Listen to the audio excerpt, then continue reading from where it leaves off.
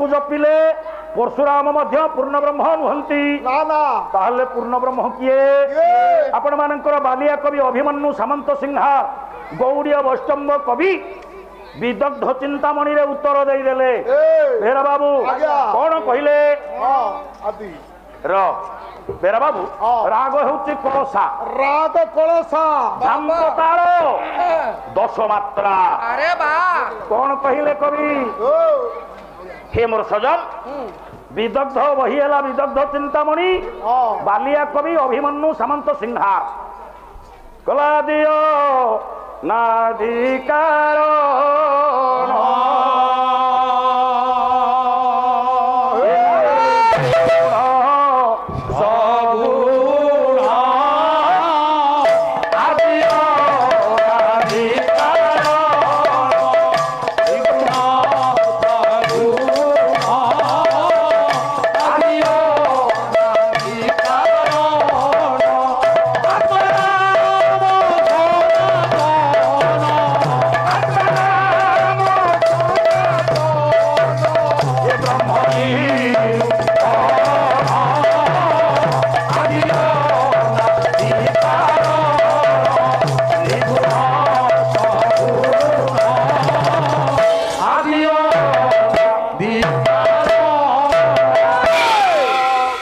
पंडित वर्गे आपण मानकर बालिया कवि अभिमन्यु कहले बोले आदि अनादि कारण निगुण सगुण आत्माराम सनातन ब्रह्म निरूपण सार ये आत्माराम पूर्ण ब्रह्म बोली आपण मानकर बालिया कवि अभिमन्यु मत देले नहीं सार ठीक है तो ये भी भूल कौन आउ जने कवि बाहरिले से किए आपण मानकर संत कवि भीम भई से कौन कहले ये आत्माराम पूर्ण ब्रह्म नुहंती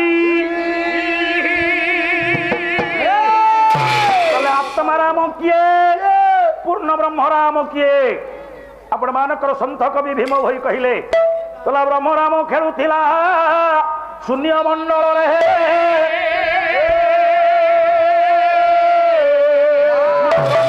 आत्माराम संभूत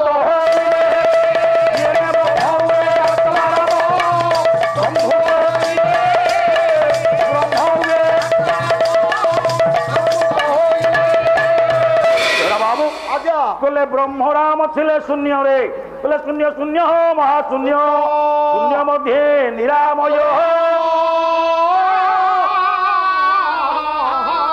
निरामय मध्य ज्योति ज्योति भगवान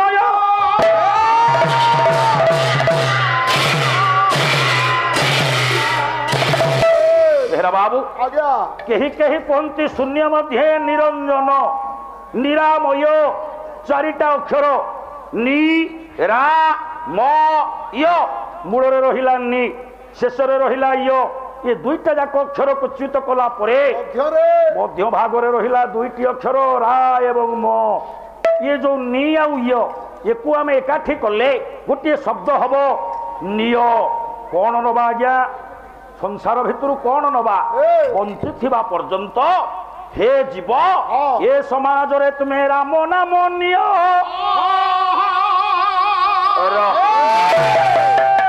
ये राम नाम उत्पत्ति कौठु हैला राम नाम टा कौठु उत्पत्ति हैला तेरा बाबू आदि राम शब्द चली राम नाम उत्पत्ति कौठो सा वही हैला ब्रह्मांड भूगोल कवि पंचसखार महापुरुष बलराम दास से कौन कहले जिते बेले निराकार ब्रह्म थिले तुला सृष्टि पाई की बांछा हैला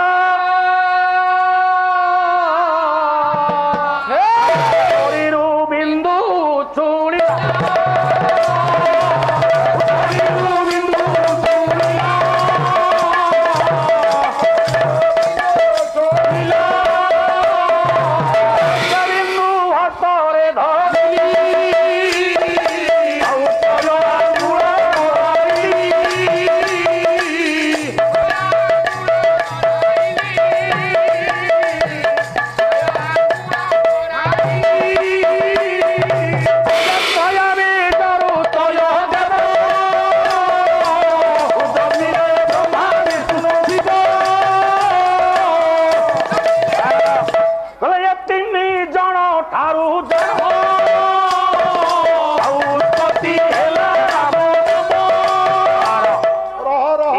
पंडित वर्गे क्षत्रिय जुगरु जिते बेले ये संसार जलमग्न थिला से बेलरु निराकार ब्रह्म ये राम नाम को सृष्टि करिसंती तले संसार रे प्रचार प्रसार केमिति हैला ये प्रचार कला प्रचार किए कला हेलो आज्ञा अयोध्यापुर रे भगवान जन्म नेले किंतु तांको नाटा राम कोन पई दिया गला दाम दिया हे पारि थांता केशव दिया हे पारि थांता माधव दिया ही पारि थांता तले राम काहे के दिया हला हे मोर पंडित वर्गे सेदिन क्षत्रिय जुगर शेष त्रेतयार प्रारंभ रावण प्रबल प्रतापी रावण इति अत्याचार करुची देवता माने सही पारिले नाही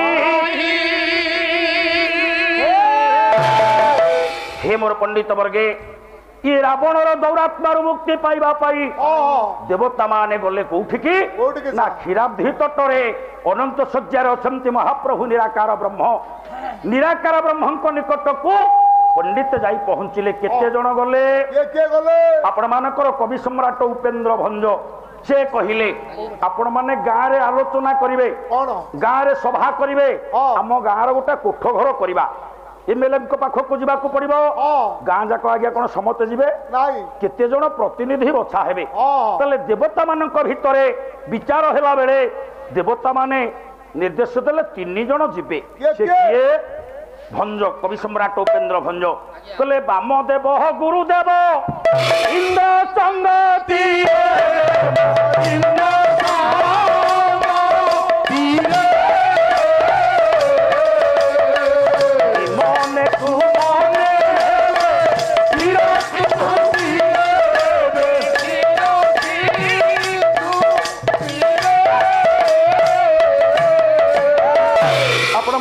कवि सम्राट उपेंद्र भंज कहले कहले वामदेव बोलते मंगलमय शिव गुरुदेव जे हेले देवगुरु बृहस्पति एवं इंद्र वामदेव गुरुदेव इंद्र संगति रे विमने सुमने हेले क्षीर सिंधु तीरे क्षीराब्धि तट निकट रे पहुंची भगवान अंतर्यामी को डाकिले जोग निद्रा रे प्रभु अंतरजामी नाथ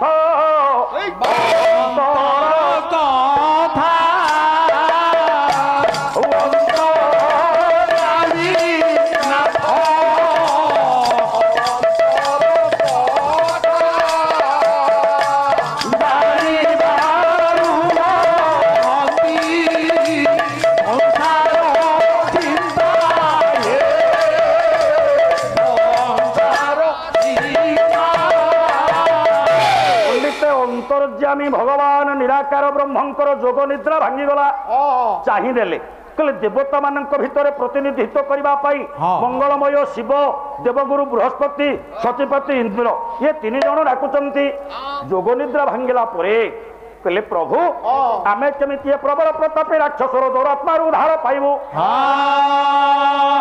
अंतर्जामी देवता मानकर दुख को लाघव करबा पाई कहले आउ तुम दुख पड़बनी जाओ कहले जाओ जाओ देवगण भावना न कर दिने दुख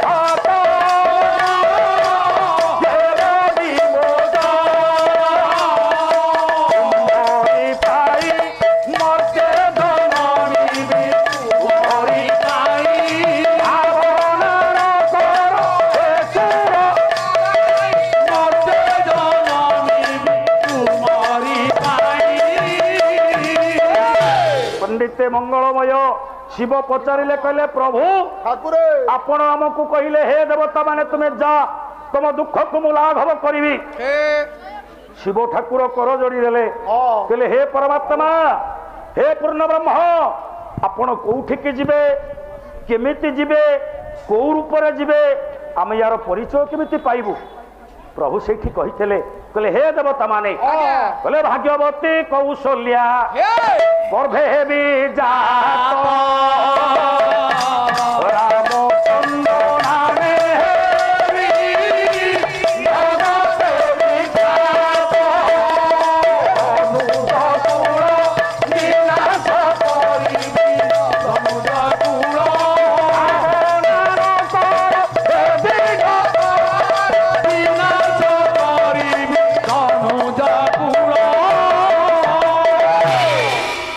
ସେ ନିରାକାର ବ୍ରହ୍ମ ପରିଚୟ ଦେଇଦେଲେ କହିଲେ ଭାଗ୍ୟବତୀ କୌଶଲ୍ୟା ଗର୍ଭେ ହେବି ଜାତ ରାମଚନ୍ଦ୍ର ନାମେ ହେବି ଜଗତେ ବିଖ୍ୟାତ ମୁଁ ଦନୁଜ କୂଳ ବିନାଶ କରିବି ଦନୁଜ କୂଳ ଦେବତା ମାନେ ଜାଣିଗଲେ ପ୍ରଭୁ ଅଯୋଧ୍ୟାପୁରରେ ରାମଚନ୍ଦ୍ର ନାମରେ ମା କୌଶଲ୍ୟାଙ୍କ ଗର୍ଭରେ ଜନ୍ମ ନେବେ ସମୟ ଆଜ୍ଞା ଆସିଲା ଭଗବାନ ଜନ୍ମ ନେବେ କାଲି ଆପଣ ମାନଙ୍କର ମତ ଥିଲା ମୋ ସାର୍ କୋଉଠି ବସିଥିବେ ବସନ୍ତି ଦୂରରେ ଦେଖାଗଲାନି କାଲି କହିଲେ ଆମର ଅଜୟ ମହାଭୋଇ ସାର୍ କହିଲେ ଯେ ରାମ ଲକ୍ଷ୍ମଣ ଭରତ ଶତ୍ରୁଘ୍ନ ଚରୁଅର୍ଣ୍ଣରୁ ଜନ୍ମ ନୁହଁ ସିଏ ଦଶରଥଙ୍କ ବ୍ରହ୍ମରେ ଜନ୍ମ ହେଇଛନ୍ତି ନାଇଁ ସାର୍ ସାର୍ କୁଆଡେ ପଚାରିଲେ କହିଲେ ସାର୍ ଯଦି ଦଶରଥଙ୍କ ବ୍ରହ୍ମରେ ରାମଚନ୍ଦ୍ର ଜନ୍ମ ତାହେଲେ ଆପଣ ଟିକେ ଆମକୁ ବୁଝାନ୍ତୁ ଶ୍ରଦ୍ଧେୟ ସାନ ଭାଇ ମୋର ଅଜୟ ବାବୁ ଆଉ କହିଲେନି ସାର୍ଙ୍କର ଟିକେ ମନ ଉଣା ହେଇଛି କହିଲେ ସାର୍ ଆପଣ ଯଦି ଜାଣିଥିବେ ତାହେଲେ ଆପଣ କହିବେ ଦଶରଥଙ୍କର ବ୍ରହ୍ମକୁ ତ ରାବଣ ହରଣ କରିନେଲା ସେପଟରେ ନିକଷା ଖାଇଲା ବିଭୀଷଣ ଜନ୍ମ ହେଲେ ତାହେଲେ କେମିତି ଦଶରଥଙ୍କ ବ୍ରହ୍ମରେ ରାମ ଲକ୍ଷ୍ମଣ ଭରତ ଶତ୍ରୁଘ୍ନ ଜନ୍ମ ହେଲେ ଆଜ୍ଞା ଭାଗବତ ତ ଭୁଲ ହେଇପାରିବନି ଆପଣ ମାନଙ୍କର ଭାଗବତରେ ଜଗନ୍ନାଥ ଦାସ କହିଛନ୍ତି କଣ କହିଲେ କହିଲା ଦେବମାନବ ହିତ କାର୍ଯ୍ୟ ଜନ୍ମିଲେ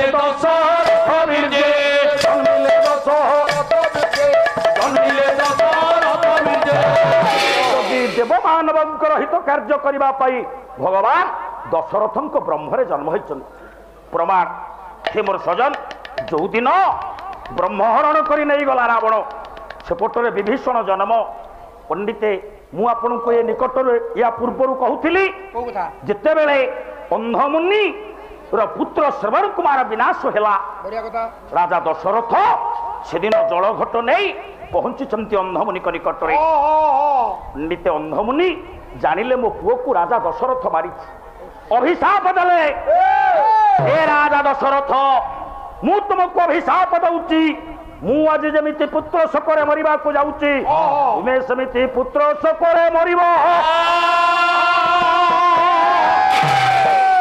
ଆଜ୍ଞା ସେଦିନ କାନ୍ଦିଲେ ରାଜା ଦଶରଥ କହିଲେ ହେ ମହାମୁନି ଆପଣଙ୍କର ଅଭିଶାପ ବିଫଳ ହେଇଗଲା କାରଣ ମୋ ଠାରୁ ରାବଣ ବ୍ରହ୍ମହରଣ କରି ନେଇଯାଇଛି ମୋର ଆଉ କୋଉ ସନ୍ତାନ ହବ ନା ମୁଁ ପୁତ୍ର ଶୋକରେ ମରିବି ସେଇଠି ମନେ ପଡିଲା ଅନ୍ଧମୁନିଙ୍କର କଣ ନା ସେଦିନ ରାବଣ ଠାରୁ ଗୋଟିଏ କୁଶକୁ ସେ ରଖିଛନ୍ତି ଆଜ୍ଞା ଜଣେ ଲୋକର ଯଦି ବ୍ରହ୍ମହରଣ ହେଇଯାଏ ବ୍ରହ୍ମଶୂନ୍ୟ ସିଏ ହେଇଯାଏ ସେ ବ୍ୟକ୍ତି କଣ ବଞ୍ଚିବ ନା ତାହେଲେ ରାବଣ କଣ ନେଇଥିଲା ନା ତିନିଟା ଶକ୍ତିକୁ ନେଇଥିଲା ଗୋଟିଏ ଶକ୍ତି ହଉଛି ବୈଷ୍ଣବ ଶକ୍ତି ଆଉ ଗୋଟିଏ ବ୍ରହ୍ମ ଶକ୍ତି ଗୋଟିଏ ହେଉଛି ଆଜ୍ଞା ଶୈବ ଶକ୍ତି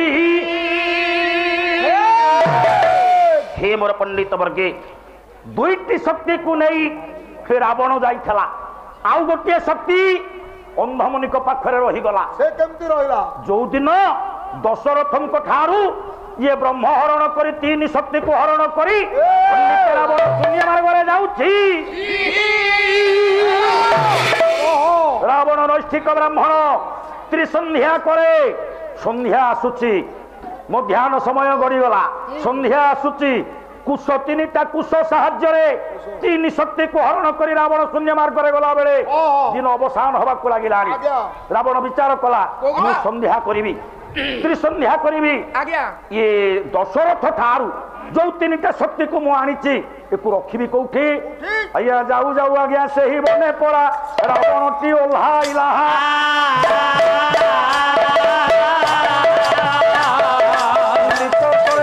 ଏହି ଆଶ୍ରମଟି ରାବଣଙ୍କୁ ଦୃଷ୍ଟି ହେଲା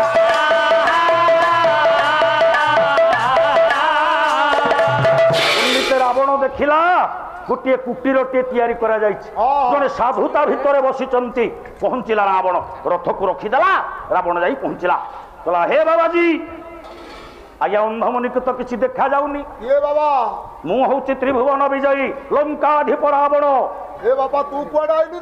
ତମ ପାଖରେ ମୋର ଗୋଟେ କାର୍ଯ୍ୟ ଅଛି ତମର କି କାମ ଅଛି କୁହ ଏଇ ନେ ଧ ये हूँ तीनटा कुश ये कुश तीनटा तू रखिथबु मु जाऊँ संध्या सारिक आसबि आसला बेले तले थोबुनि भूमिष्ठ करबुनि से शक्ति तीनटा ये कुश तीनटा जाक मत दबु ना आज्ञा कुश को धरिकी आज्ञा अंधमुनि बसचंती रावण गला संध्या करने गला बरे तप बल अंधमुनि जानिले कहले रावण संसार टाक ध्वंस करदेवा बसला कारण दशरथ ठारू तीनटा शक्ति को ये हरण कर नहीं जाऊँगी जदि ये तीनटा जाक शक्ति हरण कर नहीं जाए ताले मु ये संसार केमिति रहिबो संसार चिंता कला बेले गोटे कुश को रखीदेले हे मोर पंडित वर्गे ब्रह्म शक्ति शैव शक्ति दुईटा कुश को छाड़ी पंडित वैष्णव शक्ति को रखीदेले बाबू जो कुशटी को रखिले आउ गोटे से भाया कुश ता संगे मिसईदेले से शक्तिटा को सी रखीदे रावण आसला तीनटा जाक कुश ताक धरईदेले रावण कौन जाने से नहीं पलैला विष बोली कही रखी निकोषा खाइबारु विभीषण जन्म नेले दुईटी शक्ति बाबू गोटे शक्ति है शैव शक्ति आउ गोटे है ब्रह्म शक्ति विभीषण जन्म ए दुई शक्ति को नहीं विभीषण हेले जन्म आज्ञा वैष्णव शक्ति अंधमुनि पाखरे थिला जेतेबेले दशरथ राजा कहिले हे अंधमुनि मोर आ संतान हबार नाही कारण मो ठारू रावण ब्रह्म हरण करी नहीं तीनटा जाक शक्ति को हरण करी नहीं अंधमुनि कहले कहले सुनो राजा वर्तमान निय से वैष्णव शक्ति को मु रावण ठारू रखी देते मंत्र बड़े अंधमुनि शक्ति को जे देले शक्ति को जे देले वैष्णव शक्ति को राजा प्राप्त होइले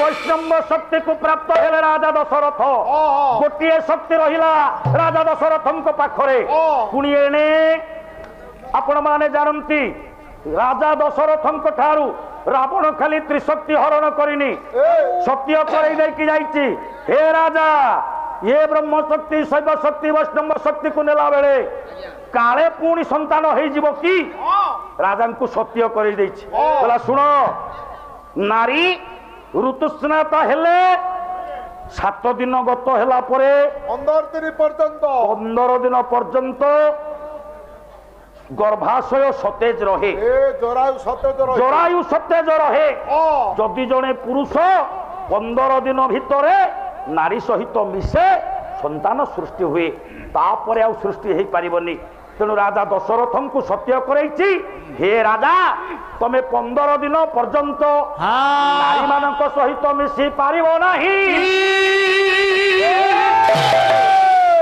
ये सिना वैष्णव शक्ति को प्राप्त हो गले बोले राजा दशरथ कहले हे अंधमुनि हे मुनिवर मुते तो रावण सत्य करैछि मु 15 दिन पर्यंत नारी मानक सहित मिसी पारिबिनी तेणु जीव परम एकत्र न हेले संतान सृष्टि केमिति हबो पंडित एक कथा चिंता करी फेरी आसीचंती अंधमुनि कहले सुनो राजा मो अभिशाप केबे खंडन होई परिबनी बोला नृत्य वचन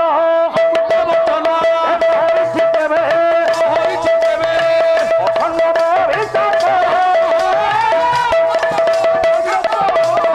ये बाणी मोचन लोप करबाकू विधिलिपि हेबो लोप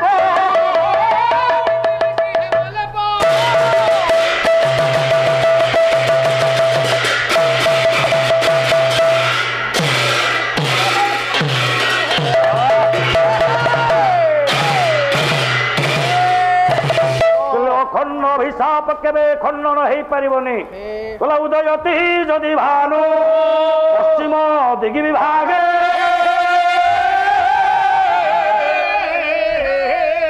विकसित जदि पदम पर्वतानां शिखाग्रे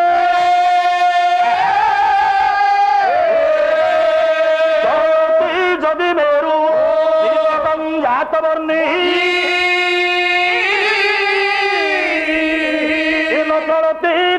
ବାକ୍ୟ କଦାଚିତ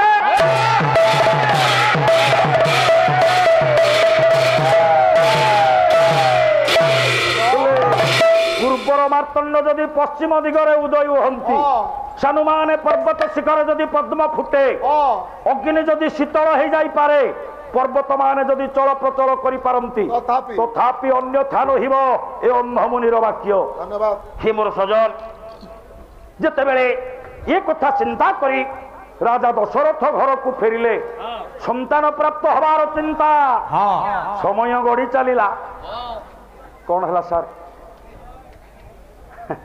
ଆଜ୍ଞା, ସମୟ ଗଡି ଚାଲିଲା। ଦଶରଥ ରାଜା ବୈଷ୍ଣବ ଶକ୍ତିକୁ ପ୍ରାପ୍ତ ହେଲେ, ଯୋଉ ଶକ୍ତିରେ ସନ୍ତାନ ହବ, କିନ୍ତୁ ସତ୍ୟ କରିଛନ୍ତି 15 ଦିନ ପର୍ଯ୍ୟନ୍ତ ରାଣୀ ମାନଙ୍କ ସହିତ ମିଶି ପାରିବେନି, ତାହେଲେ ଜରାୟୁ ତ ନିସ୍ତେଜ ହେଇଯିବ। ଆଉ କଣ ପତି ପତ୍ନୀର ମିଳନ ହେଲେ ସନ୍ତାନ ହବ କି? ତେଣୁ ରାଜା ଚିନ୍ତା କରି ବସିଛନ୍ତି। ସମୟ ଆସିଲା, ଏଣେ 12 ବର୍ଷ ବେହେରା ବାବୁ ଚମ୍ପାବତୀରେ ଅନାବୃଷ୍ଟି ହେଲା। ବିଚାର କରାଗଲା ଜୀବ ଜଗତ ଧ୍ୱଂସ ହେଇଯିବ, ତାହେଲେ କେମିତି ବୃଷ୍ଟି ହବ, କେମିତି ଜଳ ଆସିବ, ବର୍ଷା କେମିତି ହବ? ଲୋମପାଦ ରାଜାଙ୍କର ଚିନ୍ତା। କଣ କରିବେ?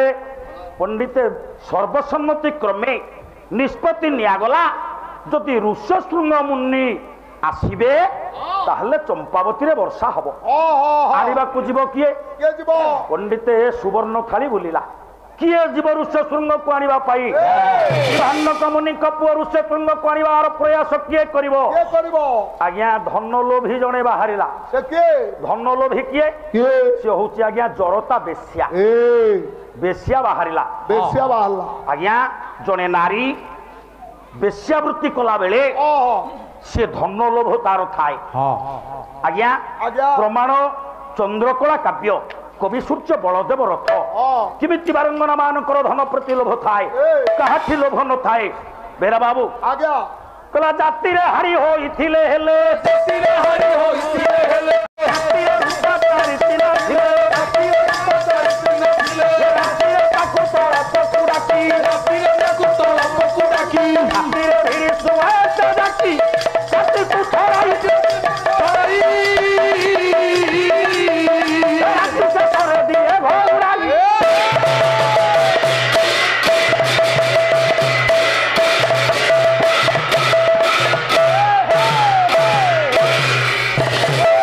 কবি কইলে জাতিরে হাড়ি পিলাটিয়ে হইথাউ, তা কটুরির বলারে যদি 4 চিনার রূপা থায়, এ দৃষ্টি যদি পড়ে জর বেশ্যার, সে তাকে রাত্রিরে তা তুলিতল্প শয্যাকু ডাকে, রাত্রি শেষরে তাকে কাটিকু ছড়াই রখি ঘৌড়ি দিয়ে এই টঙ্কা পাই। আজ্ঞা, কাহাঠি মন ন থাকে, কলে কন্দর্প পরি হে রূপবন্ত, গণেশ সমান হেউ পণ্ডিত,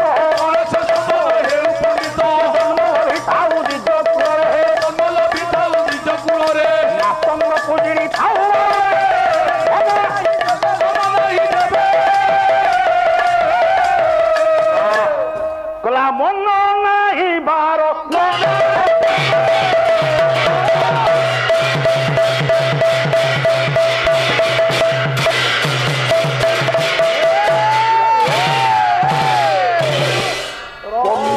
পরি রূপবন্ত হইথাউ, গণেশ ভলিয়া পাণ্ডিত্য অর্জন করিথাউ, ব্রাহ্মণ কূলরে জন্ম হইথাউ, মাতঙ্গকু হাতী কি বলরে জিଣି থাউ, যদি তা পাখে ধন নাহি, বারঙ্গনার তাঠি মন নাহি। কেমিতি জানিবা জনে গণিকা জনে বেশ্যার লক্ষণ কণ? মহাকবি কালিদাস কইছন। কোন কহিলে? কলে নট খঞ্জরিত নেত্রা অটাঙ্গী অট হাস্যা, ভট ভট রতি কাব্য কারে মটকা খি।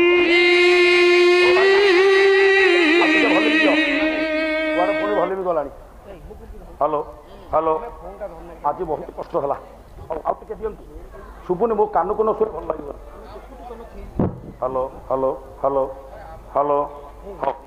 ହେ ମୋର ସଜନ, ଆଜ୍ଞା ଆଜ୍ଞା ଆପଣଙ୍କୁ ଶୁଭୁଛି, ମୋତେ ଟିକେ କଷ୍ଟ ହଉଛି, ଗର୍ଜିବାକୁ ପଡୁଛି, କଣ କରିବି?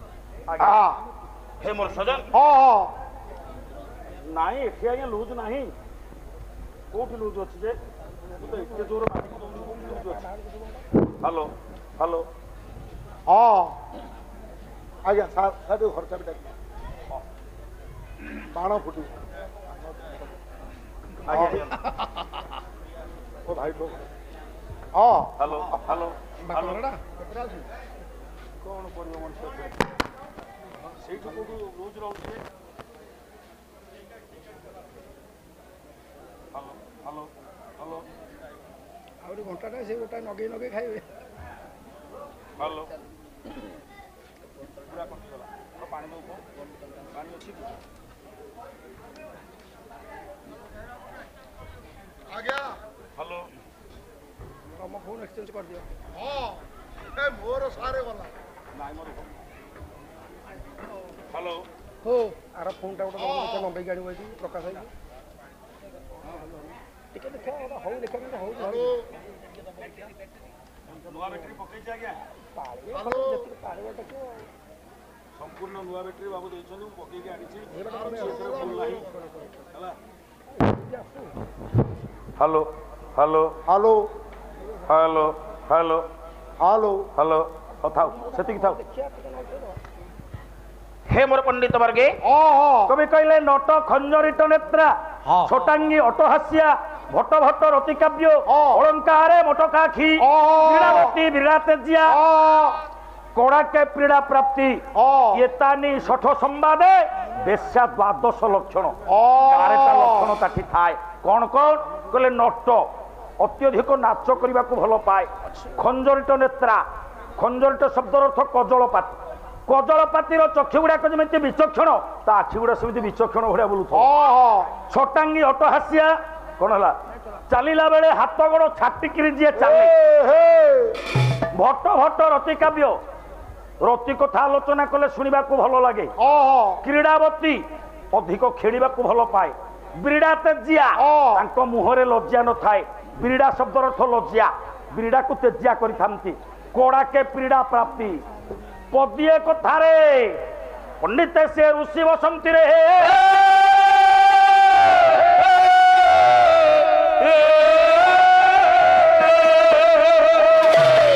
मोर विद्वान वर्गे से दिन जरता बाहरी पड़ा जरता बेसिया हेले भी जगतर मंगल कामना था तार उद्देश्य ए चंपावती नगर में वर्षा हो मु कि ध्वंस हुए पछे किंतु समस्त बंचन यही उद्देश्य जरता से रत्न थाली को नेला आनिबा को गला बेरा बाबू पहुंची जाइछि ऋष्यशृंग आश्रम रे पंडित जने ऋषि को देखीदेले जरता विचार कले ऋषिंकर जो तेज ए निजे मध्य जली जिबे कौन करिवे नृत्य संगीत परिवेषण करी करी ये नारी माने जरता सहित पंडित जाउचंते ऋष्यशृंग आश्रम पंडित संगीत परिवेषण करी निजर कला कौशल को प्रदर्शन करी जरता जाउछि कहला केमिति ना केमिति उपाय रे मते ऋष्यशृंग को आनिबा को पड़िबो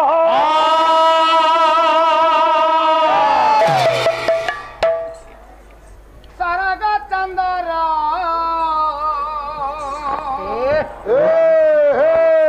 मारी चलो ये भरा जो छोना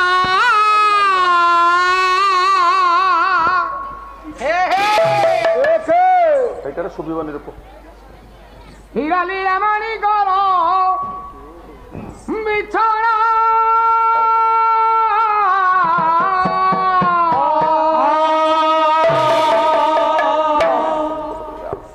सरग चंदरा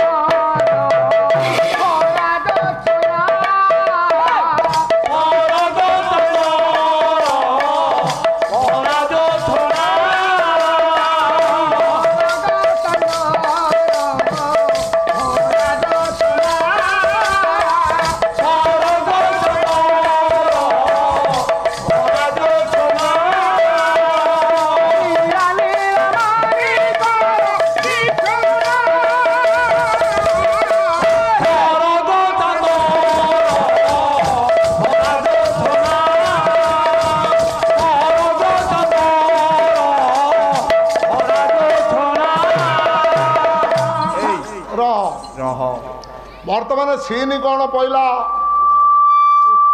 ଜରତା ବେଶ୍ୟା ଯାଇକି ହିମାଳୟରେ ଋଷ୍ୟଶୃଙ୍ଗ ଆଶ୍ରମ ନିକଟରେ ନାଚୁଛି। ତମେ କିଏ? ଜରତା। ତମେ କିଏ? ତୁ ଜରତା ବେଶ୍ୟା? ଆଉ ତୁ ଯଦି ବେଶ୍ୟା ତୋ ଘରେ ପିଲା ଛୁଆ ଯାଇଲେଣି ତୁ ପାଲାରେ ବେଶ୍ୟା ହଉଛୁ? ତା ଘରେ କଣ ପାଇଁ ଜାଣିବେ?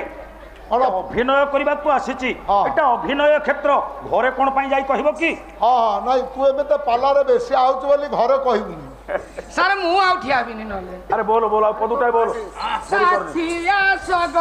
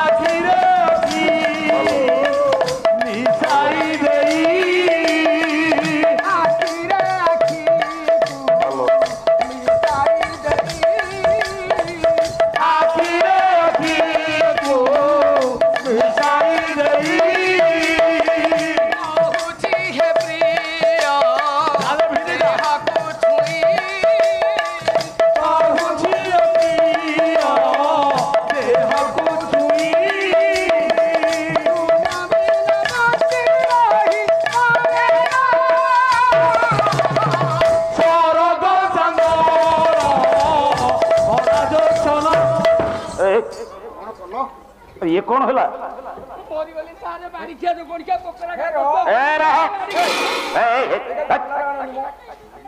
ये की भाषा? किए मारला? किए मारला? बेरा बाबू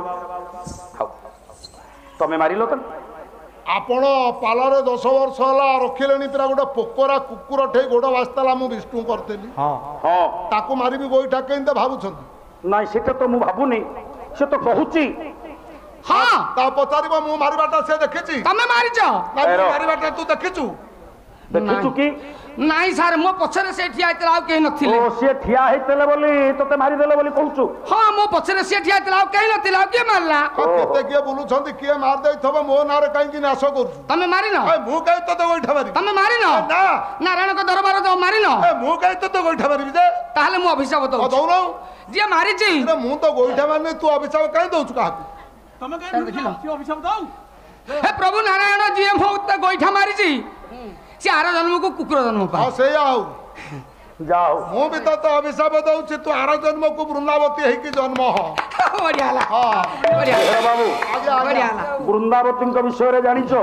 आज्ञा अरे वृंदावती विषय रे जानिचो की? आ न जानि के अभिशापटा देली कौन तमे वृंदावती कि से जन्म हबो, तमे कुकुर है कि जन्म हबो? किंतु कुकुर है कि यार सियाडे बुली वाली की खाई पी करी आसीबी। हां मते जते बेले परिश्रम लागिवो सेही वृंदावती ऊपरे। हे मोर पंडित वर्गे सेदिन जरता बेश्या जाइचे ऋष्यशृंगम को आनिबा पाई जते बेले आश्रम रे पहुंची गला ऋष्यशृंग आसन देले बसिबा पाई कले बसरे मा पंडित किछि बन्य फल अतिथि सत्कार करिबा पाई ऋष्यशृंग किछि बन्य फल दैचंती। जरता जते बेले ऋष्यशृंग रूप को देखीदेला कहला केमिति जे इनको नेबी कौन करिबी सुजोग खोजिला कहला कौन ना जेते बेले ऋष्यशृंग मुनि बन्य फल आहार करबा को देले सेतिकी बेले जरता कहिला गोटे पद छांद कहला हे मुनि कुमार हे हे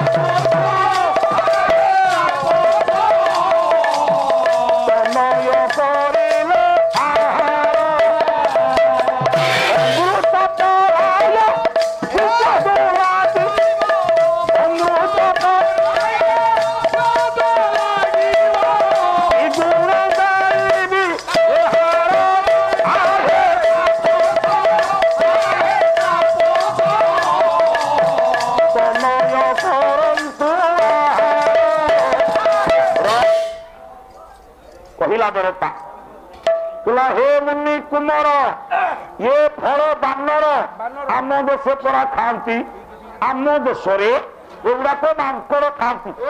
ଋଷଶୃଙ୍ଗ ଆଶ୍ଚର୍ଯ୍ୟ ହେଇଗଲେ କହିଲେ ମା ତମ ଦେଶରେ ଯଦି ଏଗୁଡା ମାଙ୍କଡ ଖାଆନ୍ତି ତାହେଲେ ତମ ଦେଶର ଫଳ କେମିତିଆ ନା ଆମ ଦେଶ ଫଳ ବିଶକ୍ତି ଉଜ୍ଜଳ ତାକୁ ରାଜଭୋଗ କହନ୍ତି।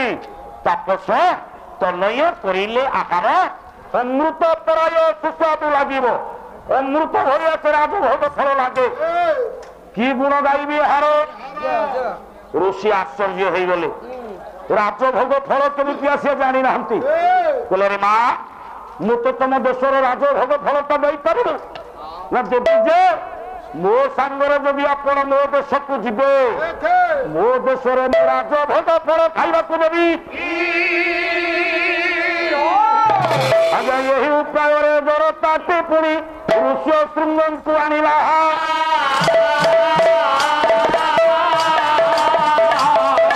ଋଷ୍ୟଶୃଙ୍ଗରେ ଆସିଲେ କି ଆଜ୍ଞା ପୁଣି ଜଳବୃଷ୍ଟି ହେଲା। ଋଷ୍ୟଶୃଙ୍ଗ ଆସିଲେ ବର୍ଷା ହେଲା। ପଣ୍ଡିତ ଚମ୍ପାବତୀ ନଗରର ପଡ଼ୋଶୀ ରାଜ୍ୟ ହେଉଛି ଅଯୋଧ୍ୟା ଏବଂ ଲୋମପାଦ ରାଜାଙ୍କର ବନ୍ଧୁ ହେଉଛନ୍ତି ରାଜା ଦଶରଥ। ପଣ୍ଡିତ ଦଶରଥ ରାଜା ଜାଣିଲେ ଏଣେ କହିଲେ ହେ ରାଜା ଦଶରଥ ତମେ ଋଷ୍ୟଶୃଙ୍ଗ ମୁନିକି ନେଇ ଗୋଟିଏ ପୁତ୍ରସ୍ଥି ଯଜ୍ଞ କଲେ ଆପଣଙ୍କ କୋଳରେ ପୁତ୍ର ଜନ୍ମ ହେବେ।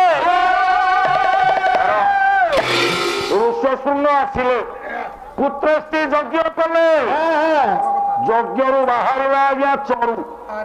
ସେ ଚରୁର ମାହାତ୍ମ୍ୟ କଣ ରାଜା ଦଶରଥ ପଣ୍ଡିତ ସତ୍ୟ କରିଛନ୍ତି 15 ଦିନ ଭିତରେ ନାରୀମାନଙ୍କ ସହିତ ମିଶି ପାରିବେ ନାହିଁ ସହବାସ କରିପାରିବେ ନାହିଁ। କିନ୍ତୁ ଋଷ୍ୟଶୃଙ୍ଗ ଯୋଉ ଚରୁ ତିଆରି କଲେ ତା ଭିତରେ ଏମିତି ଔଷଧୀୟ ଗୁଣ ଦେଲେ ଯେ 30 ଦିନ ପର୍ଯ୍ୟନ୍ତ ବା 1 ମାସ ପର୍ଯ୍ୟନ୍ତ ରାଣୀଙ୍କର ଜରାୟୁ ସତେଜ ରହିବ। 15 ଦିନ ପରେ ରାଣୀଙ୍କ ସହିତ ମିଶିଲେ ରାଣୀ ମାନଙ୍କର ସନ୍ତାନ ସୃଷ୍ଟି ହେବ। ହ୍ୟାଲୋ ହ୍ୟାଲୋ ହ୍ୟାଲୋ କଣ କରିବା ଆଜ୍ଞା ଆଜି ତ ମାଇକି ନା ଜୀବନ ଆଜି ପଳେଇଲାଣି। ହେ ମୋର ସଜନ ହଉ 5 ଦିନର ଦାଉ ଆଜି ସାଧିଦେଲେ ହଉ କଣ କରିବା।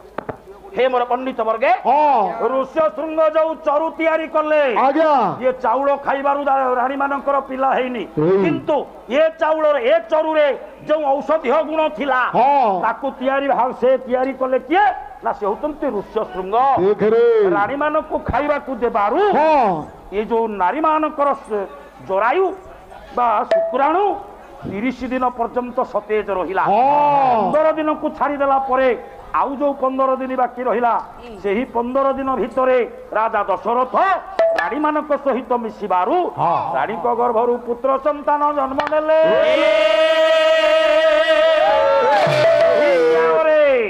दशरथ राजांकर ब्रह्मरु राम लक्ष्मण भरत शत्रुघ्न जन्म देव मानव हित कार्य जन्मिले दशरथ विजय जन्मिले दशरथ विजय जन्मिले दशरथ विजय एही भाव रे दशरथंक ब्रह्मरु राम लक्ष्मण भरत शत्रुघ्न जन्म।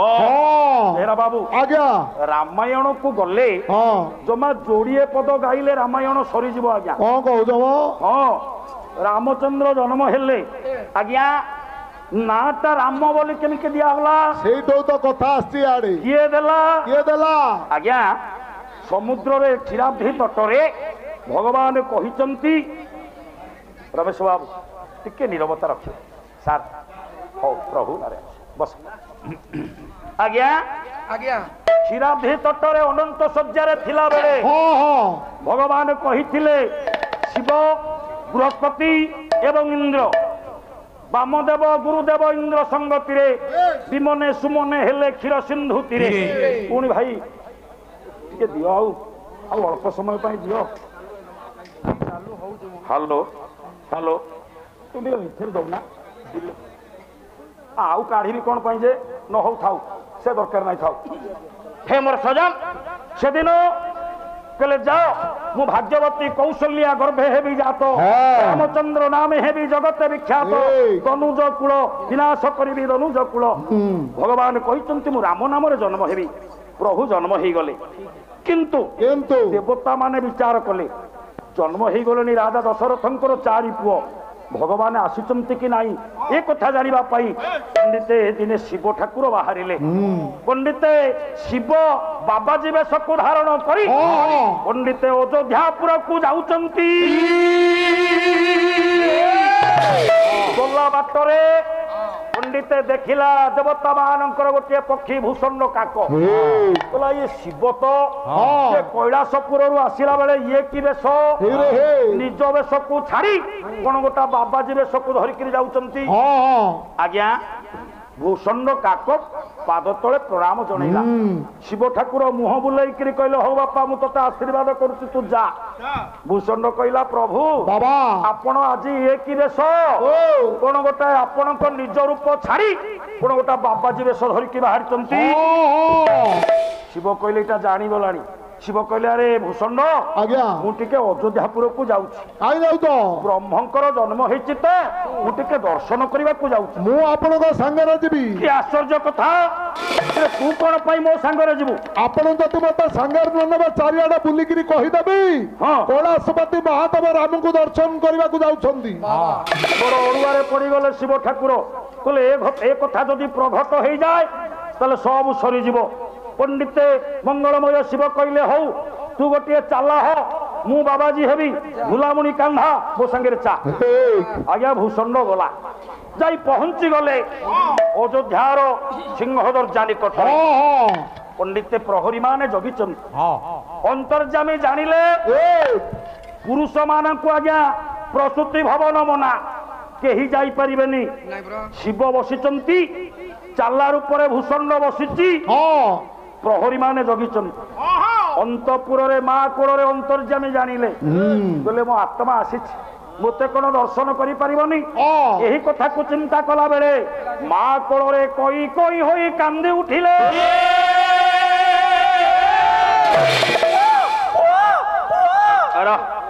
ଯେତେ ଦାସୀ ପରିବାରୀ ମାନେ ଗଲେ ଯେତେ ତୁନି କଲେ ରାମ କାହିଁ ତୁନି ହେବେ ଭଗବାନ କାହିଁକି ତୁନି ହେବେ ପଣ୍ଡିତେ ବେଳକୁ ବେଳ କାନ୍ଦିଲେ ପ୍ରହରୀ ମାନେ ଦାସୀ ମାନେ ଖାଲି ଦୌଡ଼ା ଦୌଡ଼ି ହେଲେ କୋଉଠି କଣ ଟିକେ ଆଣି ପୁଅକୁ ଦେଇଦବା ପୁଅଟା ଆମର ଭଲ ହେଇଯିବ ତୁଳସୀ ଚଉରା ମାଟି ନେଇ ଟିକେ ମୁଣ୍ଡରେ ବୋଳିଦବା ପୁଅର କାନ୍ଦ ବନ୍ଦ ହେଇଯିବ ଏ କଥା ଆମେ ଆଜ୍ଞା ଜାଣିଛେ ପିଲାମାନଙ୍କୁ ଯଦି ଦୃଷ୍ଟିଆ ଖୁଣିକିଆ ହୁଏ ମା ବୃନ୍ଦାବତୀଙ୍କର ତୁଳସୀ ମାଟି ଟିକେ ନେଇ ପିଲାର ମୁଣ୍ଡରେ ମାରିଦେଲେ କେତେ କାଂଶରେ ଦୃଷ୍ଟି ଆଜ୍ଞା କମିଯାଏ କାହିଁକି ଆଜ୍ଞା କାହିଁକି ତୁଳସୀ ଦେବୀ କିଏ ତୁଳସୀ ଦେବୀ ଯିଏ ସେଇ ବେହେରା ବାବୁ ଏ ମା ତୁମ ମାନଙ୍କ ପାଇଁ ଧାଡ଼ିଏ କଥା ମା ମୋର ଗୋଳମାଳ କରନି ଏଇ ଧାଡ଼ିକ କଥା ଶୁଣ ଆଜି ନାରୀ ମହଲ କଥା ପଇଲା ଆପଣ ମାନେ ବେହେରା ବାବୁ ଆଜ୍ଞା ତମେ ଘରେ ତମେ ପର ସ୍ତ୍ରୀକୁ ରଖିଛ କଥା ହାର୍ଡ ହଉଛି ଟିକେ ପାଣି ମିଶା କଣ ପାଇଁ ମୁଁ କଣ ୟା ତା ସ୍ତ୍ରୀ କି ରଖିଛି କହୁଛ ବେହେରା ବାବୁ ରଖିଛ ଭଲ କାହିଁକି ଜାଣିଛ ଶାସ୍ତ୍ର କହେ କଲା ପର ସ୍ତ୍ରୀ ଦର୍ଶନ ପୁଣ୍ୟଂ ସ୍ପର୍ଶନେ ପାପନାଶନ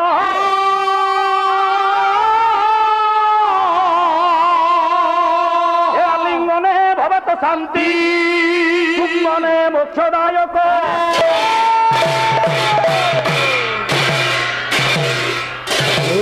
ବେହେରା ବାବୁ ପର ସ୍ତ୍ରୀ କି ଦର୍ଶନ କଲେ ପୁଣ୍ୟ ମିଳେ ଆଉ ତା ତଳକୁ ସ୍ପର୍ଶନେ ପାପ ନାଶନ ଛୁଇଁଦେଲେ ପାପ ପଳେଇ ଯାଏ ଆଲିଙ୍ଗନେ ଭବେ ତ ଶାନ୍ତି ଆଲିଙ୍ଗନ କଲେ ଶାନ୍ତି ମିଳେ ଚୁମ୍ବନେ ମୋକ୍ଷଦାୟକ ଚୁମ୍ବନ ଦେଲେ ତମେ ମୋକ୍ଷ ହେଇଯିବ କୋଉଠି କେମିତି ଖାଇଲଣି ନା ନାଇଁ ଖାଇନ କଣ ଖାଇଲିଣି ମୁଥ ଯେ କଣ ପାଇଁ ଏ ଯୋଉ ଶିକ୍ଷା ଦଉଛ ଏଡେ ବଡ ସଭାରେ ଆପଣ ଜଣେ ଗାୟକ ଗଣଶିକ୍ଷା ମାଧ୍ୟମର ପ୍ରଚାରକ ଆପଣ କହିଲେଣି ପର ନାରୀ ଦର୍ଶନ ପୁଣ୍ୟ ସେଇ ଯେ ରହ ଆଉ କଣ କହିଦେଲ ସ୍ପର୍ଶନେ ପାପ ନାଶନ, ଛୁଇଁ ଦେଲେ ପାପ ପଳେଇବ। ୟା ତା ସ୍ତ୍ରୀ ହାତରେ ଦିହରେ ହାତ ମାରିଦେଲେ ଲୋକ ମୁଥ ମାରିକି ଦାନ୍ତ ପେଟରେ ପୁରେଇ ଦେବେ। ଆଲିଙ୍ଗନ ଭାବେ ତ ଶାନ୍ତି, ଆଲିଙ୍ଗନ କଲେ ଶାନ୍ତି ମିଳିବ। ବାଡେଇକିରି ପାଉରୁଟି ଭଳିଆ ଫୁଲେଇ ଦେବେ। ଚୁମ୍ବନ ମୋକ୍ଷଦାୟକ। ଆଉ ଦାନ୍ତ ଥବ ଯେ ଚୁମ୍ବଦାନ ଦବ ଥୋଡି ପୁରା ବିନ୍ଧିବଣି। ବେହେରା ବାବୁ ତମର ମେନ୍ ମାଇଣ୍ଡ କଣ ପାଇଁ? ମୁଁ କଣ ପର ସ୍ତ୍ରୀ ଘରେ ରଖିଛି ବୋଲି କି ଏଡେ ବଡ ସଭାରେ କହୁଛ? ଖାଲି ତମେ ରଖିନ, ଆଉ ଏ ପ୍ରମୋଦ ବାବୁ ତାଙ୍କ ଘରେ ପର ସ୍ତ୍ରୀ ରଖିଛନ୍ତି। ସିଏ ରଖିଥବ, ମୁଁ ରଖିନି। ମୋ ଘରେ ମୁଁ ରଖିଛି। ତମେ ତ ହେମିତିଆ ଲୋକ ନୁହଁ, ବହୁତ ଗାୟକ ଯୋଡେ ଯୋଡେ ସ୍ତ୍ରୀ ଗ୍ରହଣ କଲେଣି। ତମେ ଆମେ ତ ଏକଥା। ପ୍ରକାଶ ମଧ୍ୟ ତା ଘରେ ରଖିଛି। କଣ କହୁଛ ମ? ସିଏ ମଧ୍ୟ ତା ଘରେ ରଖିଛି। ସମସ୍ତେ ଆମେ ଯେତେ ଏଠି ଅଛେ ସମସ୍ତଙ୍କ ଘରେ ପର ସ୍ତ୍ରୀ ଆମେ ରଖିଛେ। ବେହେରା ବାବୁ ଏଟେ ଭୁଲ କଥା କହୁଛ। ଭୁଲ କଥା। ଫାଟିଗଲା ଫାଟିଗଲା ଫାଟିଗଲା।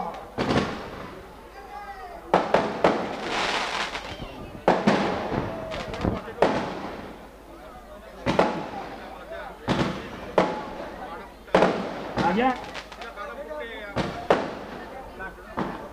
ହଉ ରମେଶ ବାବୁ ମନା କରୁଛନ୍ତି ରହିଯିବାକୁ ଟିକେ।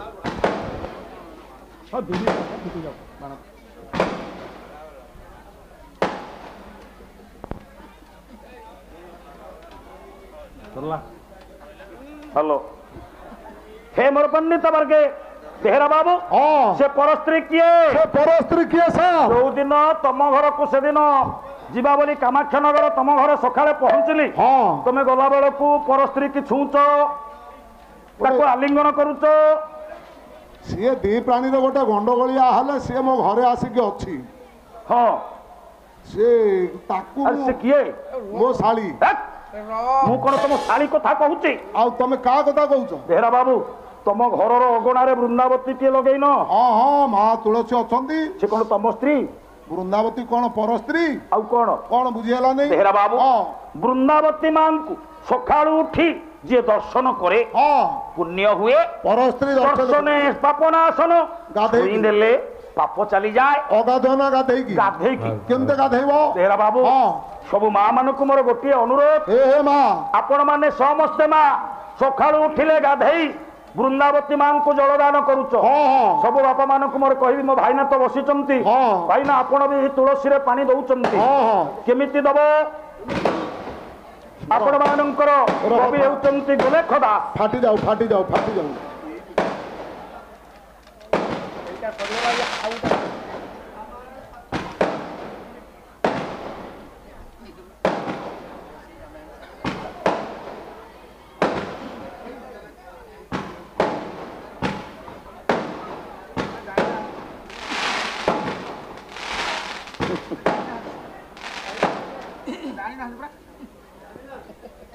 কলে মাগো তুলসী দেবী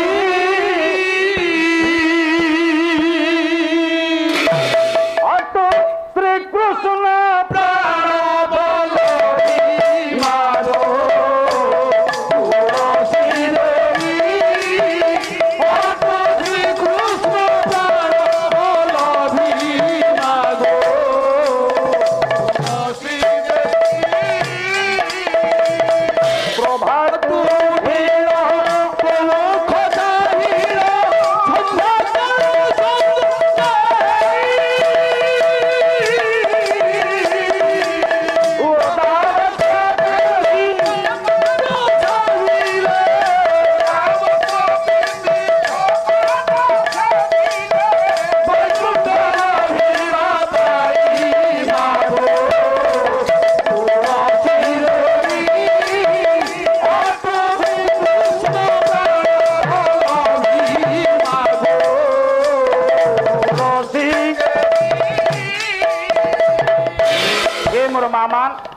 आपण माने जेते मोर सीमंथिनी माँ तुलसी देवी को पूजा कला बेले माँ सुखिला वस्त्र पिंधि जलदान करिवनी। कवि गोलेख दास कहिले कहले माँ गो तुलसी देवी अटू श्रीकृष्ण प्राणवल्लभी प्रभात उठिन तो मुख चाहिन संध्या काले संज देई ओदा वस्त्र पिंधि तो पाद सेविले वैकुंठ लभिबा पाई। ओदा वस्त्र पिंधि जो माँ जो बाबू माने तुलसी मूल जल देवे से पूजा माँ ग्रहण करिवे। ଆପଣଙ୍କର ପୁଣ୍ୟ ଫଳ ବର୍ଦ୍ଧମାନ ହବ। ହେ ମା କାହିଁକି ଆମେ ତୁଳସୀ ମାଙ୍କୁ ପୂଜା କରିବା? କାହିଁକି ସାର୍? ଆଜ୍ଞା ଆଉ ଗୋଟିଏ ପଦ କବି କହିଲେ ମୂଳେ ତାର ଗଙ୍ଗା ଡାଳେ ତାର ବିଷ୍ଣୁ ପତ୍ରେ ଦେବତାଙ୍କ ବାସ। ମୂଳରେ ଗଙ୍ଗା ମାତା ଅଛନ୍ତି, ଡାଳରେ ଦେବତା ବିଷ୍ଣୁ ଅଛନ୍ତି, ପତ୍ରରେ ଦେବତା ମାନେ ବାସ କରନ୍ତି। ଏଇଥିପାଇଁ ତୁଳସୀ ମୂଳର ମାଟି ଟିକେ ନେଇ ପିଲାଙ୍କ ମୁଣ୍ଡରେ ମାରିଦେଲେ ହୁଏତ ଦୃଷ୍ଟିଆ ଖୁଣିକିଆ କେତେ କାଂଶରେ ଭଲ ହେଇଯାଏ ବୋଲି ଏ ଲୋକ ପ୍ରବାଦ ରହିଛି।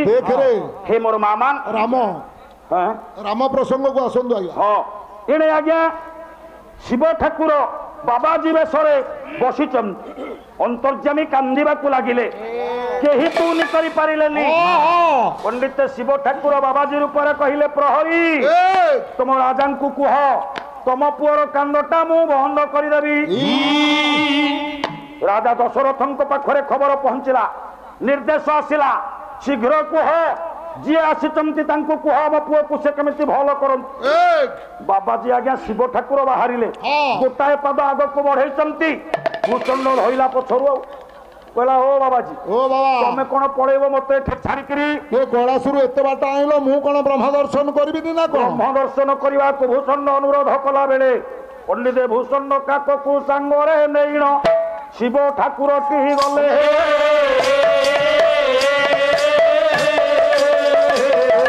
ପ୍ରସୂତି ଭବନେ ମାତାଙ୍କର ପାଖେ ଗାଇବେ ପ୍ରବେଶିଲେ। ପ୍ରସୂତି ଭବନରେ ପହଞ୍ଚି ଗଲେ ମା କୌଶଲ୍ୟାଙ୍କ କୋଳରେ। ହଁ ବାବା ଟିକେ ସରିଯାଉ, ଗୋଟେ ମିନିଟ୍ ମୁଁ ଏ ଚାପ୍ଟରଟା ସାରିଦିଏ, ଆପଣ ସମ୍ବର୍ଦ୍ଧନା କରିବେ, ତାପରେ ଆଉ 10 ମିନିଟ୍ ସାରିକି ମୁଁ ପଳେଇବି। ହେ ମୋର ସଜନ, ସେଦିନ ଅନ୍ତର୍ଯାମୀଙ୍କ ନିକଟରେ ଶିବ ଠାକୁର ମଙ୍ଗଳମୟ ପହଞ୍ଚି ଗଲେ। କହିଲେ ମା ସେ ପୁଅଟିକୁ ମୋ କୋଳକୁ ଦିଅ। ଶିବଙ୍କ କୋଳକୁ ବଢେଇ ଦେଲେ ମା ଭଗବାନ। ସେତେବେଳକୁ ନାଁ ଦିଆ ହେଇନି। ପ୍ରଭୁଙ୍କ କୋଳରେ ଯେତେବେଳେ ପହଞ୍ଚି ଯାଇଛନ୍ତି ବ୍ରହ୍ମ ଆତ୍ମା ଆଉ ପରମାତ୍ମା, ଶିବ ହଉଛନ୍ତି ଭଗବାନଙ୍କର ଆତ୍ମା। ନାରଦ ଗୀତାରେ କବି କହିଛନ୍ତି, କହିଲେ ମମାତ୍ମୈବ ମହାଦେବ ବ୍ରହ୍ମା ମମ ଗାତ୍ର ସମ୍ଭବା ସୁରେଶ ମମ ଭରତାଶ୍ଚ ଗଚ୍ଛାମି ସ୍ମରଣ ନାରଦ। ହେ ନାରଦ ଶିବ ହଉଛନ୍ତି ମୋର ଆତ୍ମା। କହିଲା ଆତ୍ମାକୁ ଆତ୍ମା ଯେବେ ସ୍ମରେ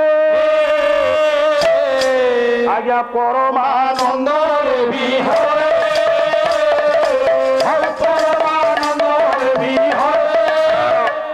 ଆତ୍ମା ଓ ପରମାତ୍ମାଙ୍କର ମିଳନ ହେଇଗଲା। କୋଳରେ ଧରି ନେଇଛନ୍ତି ଶିବ। ଉଭୟ କଥୋପକଥନ। ଭୂଷଣ୍ଡ କିନ୍ତୁ ହାତ ମାରି ପାରୁନି, ଭୂଷଣ୍ଡ ସ୍ପର୍ଶ କରିପାରୁନି।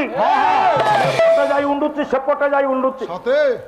ଭଗବାନଙ୍କର କାନ୍ଦଣା ବନ୍ଦ ହେଇଗଲା। ସେଦିନ ପରମାତ୍ମା କହିଲେ, ହେ ଆତ୍ମା, ହେ ଶିବ, କ୍ଷୀରାବ୍ଧି ତଟରେ ଅନନ୍ତ ଶଯ୍ୟାରେ ଥିଲା ବେଳେ ତୁମକୁ ଯାହା କହିଥିଲି ସେହି କଥା ଗୋଟି ମୋର ମାତା ପାଶେ ତୁମ୍ଭେ ପରା କହିଦେବ।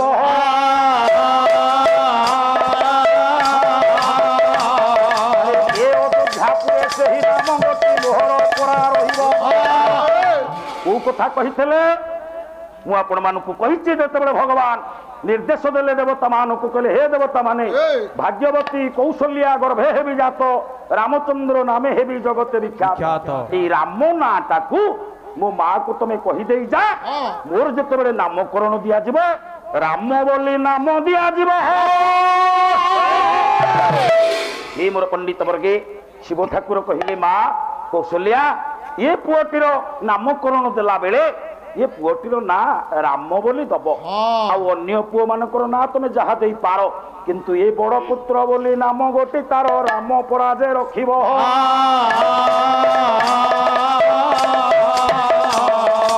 ଏହି ନାମେ ପରାଏ ଜୀବ ଜଗତ ପୁରା ମୁକ୍ତି ଲଭିବ।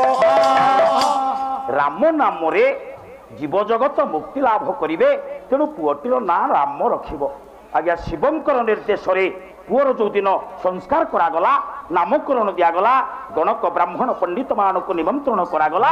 ଯେ ପୁତ୍ରଟିର ନାମ ସେଇଦିନ ଠାରୁ ରାମ ବୋଲି ରଖାଗଲା। ହଉ ଆଜ୍ଞା ଆସନ୍ତୁ।